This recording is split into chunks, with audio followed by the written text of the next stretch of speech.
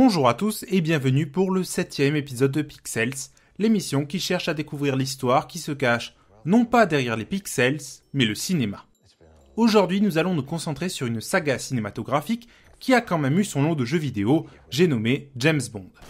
Dans 3 jours, en effet, sortira le nouvel opus de la saga James Bond, Spectre, qui revient aux origines de la série, et quoi de mieux qu'un petit retour dans le passé pour se plonger dans le James Bond de la guerre froide. Car oui, il y a beaucoup à dire sur cela. Ah, James Bond, quelques notes suffisent aujourd'hui à le présenter. Ce n'était pourtant pas gagné quand en 1962, le premier opus James Bond contre Dr No sortit dans les salles obscures. 6 des 7 premiers films vont avoir pour opposant le Spectre, organisation terroriste internationale, dont le nom complet est Special Executive for Counter-Intelligence, Terrorism, Revenge and Extortion, et qui a pour but de s'enrichir en prenant le pouvoir en s'appuyant sur l'affrontement des deux blocs. Comme le démontrent ces 2 extraits que j'ai sélectionnés pour vous, qui permettent de voir vraiment la portée de leur pensée. Le premier vient de From Russia with Love, et le deuxième de You Only Live Twice. Le siamois, poisson vorace, créature fascinante, brave, mais malgré tout stupide, très stupide. À part certains, tel celui que nous voyons ici, il laisse les 2 autres se battre, tandis qu'il attend.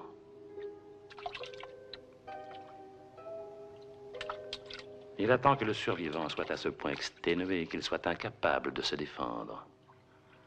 Et alors, comme le spectre, il frappe. James Bond. Permettez-moi de me présenter. Oui, c'est moi, Ernst Stavro Blofeld. On m'avait dit que vous aviez été assassiné à Hong Kong.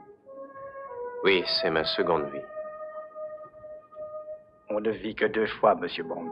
Ainsi donc, je suis bien prêt d'inaugurer une charmante guerre. C'est une question d'heure. Quand l'Amérique et la Russie se seront détruites l'une l'autre, nous verrons une nouvelle puissance dominer le monde.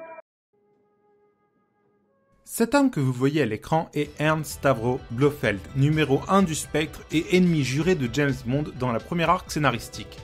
Cette organisation n'est pas seulement soviétique, elle est infiltrée dans le monde entier. Pourquoi donc cette volonté de ne pas faire des soviétiques des ennemis, me direz-vous ? Tout d'abord pour que le public de l'URSS ait une possibilité d'un jour voir ces films. Certes, cela n'a pas fonctionné, mais les films ont quand même atteint Moscou. Vous qui êtes friand d'anecdotes, oui, vous derrière l'écran, en voilà une qui vous le prouve. En 1963, sortait From Russia with Love, le 2e épisode de la saga, adapté du roman de Ian Fleming du même nom, que John Fitzgerald Kennedy appréciait tout particulièrement. Ce film était apparemment l'un des préférés de Léonid Brejnev, à la tête de l'URSS de 1964 à 1982, qui le fit diffuser apparemment plusieurs fois dans la salle de cinéma du Kremlin. Dans la série de livres originaux, le Spectre est représenté par le SMERSH, abréviation de nom russe imprononçable signifiant mort aux espions, qui fut une agence de contre-espionnage soviétique ayant réellement existé au cours de la Seconde Guerre mondiale entre avril 1943 et mai 1946, rattaché directement aux ordres de Staline.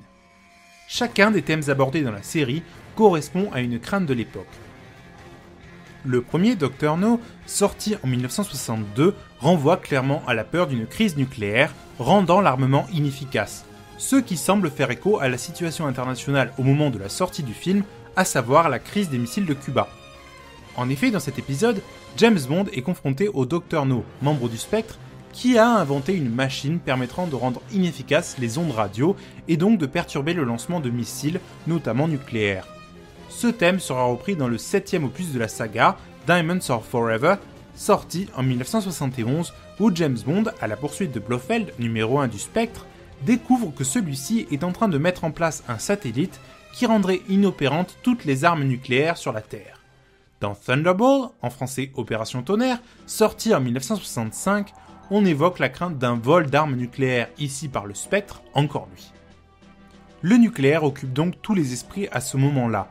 On a en effet peur que l'efficacité de ces armes ne soit remise en question, que ce soit par d'autres pays ou que d'autres forces s'en dotent. Et on s'en rend compte lorsque les États-Unis et les Soviétiques font signer aux autres pays en 1968 le traité de non-prolifération nucléaire, afin de limiter les États qui pourraient entrer en sa possession Suite à l'obtention en 1949 de l'arme par les soviétiques, en 1952 par les britanniques, ou encore en 1960 par les Français, ainsi que la Chine en 1964, suivi des Israéliens qui l'ont probablement obtenu dans les années 60, aidés par la France au début de leur programme.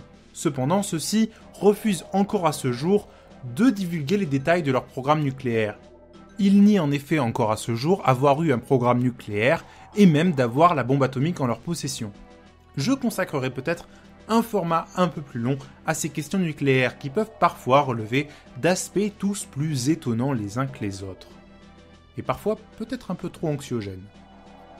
You Only Live Twice, On ne vit que deux fois en français, sorti en 1967, va encore plus loin que la crainte sur les armes, et va même jusqu'à un seuil critique des relations entre États-Unis et URSS après le vol par le Spectre de plusieurs missions spatiales habitées. Notons qu'à ce moment-là, l'affrontement entre Américains et Soviétiques sur la conquête spatiale est au cœur de la guerre froide. En 1967, en effet, les hommes n'ont pas encore posé le pied sur la Lune. Car oui, désolé pour les théories du complot, les Illuminati et tout le tintouin, ils l'ont posé.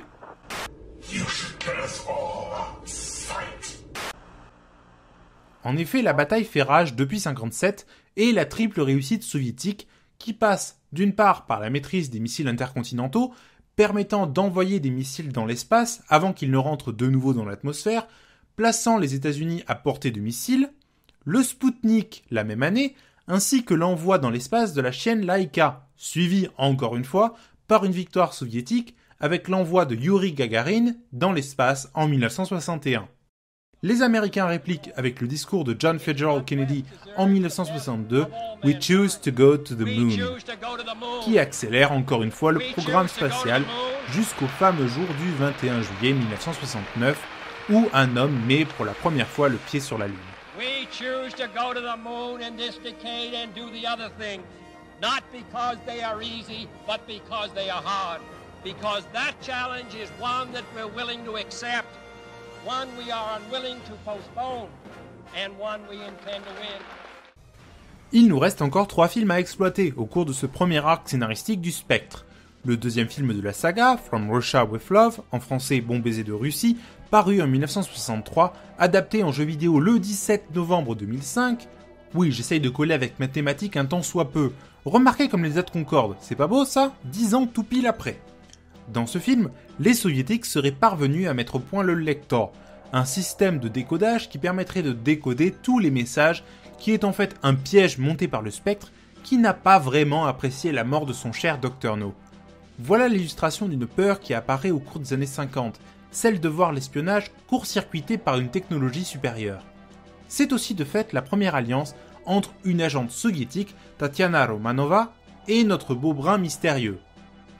Goldfinger, troisième épisode de la série, ne concerne cette fois pas le Spectre. C'est bien le seul au cours de cette période de 7 films.